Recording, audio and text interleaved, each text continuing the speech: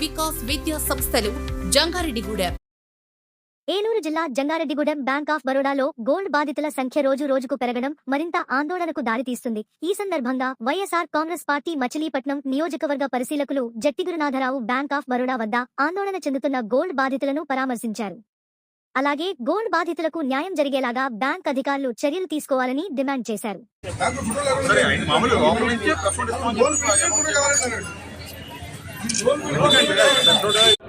ఈ రోజున జంగారెడ్డిగూడెంలో bank of Baroda బ్రాంచ్లో మరి రైతులు పెట్టుకున్న బంగారం అంటే వాళ్ళ వ్యవసాయం నిమిత్తం రైతు రుణాలపై బంగారం తక్కువ వడ్డీకి వస్తుందని చెప్పి పెట్టుకున్న బంగారాన్ని మరి స్థానిక బ్యాంక్ సిబ్బంది అప్రైజరు కలిపి సుమారు మరి జనం చెప్పడం ₹1,00,00,000 పైన ఉంటుందంటారు.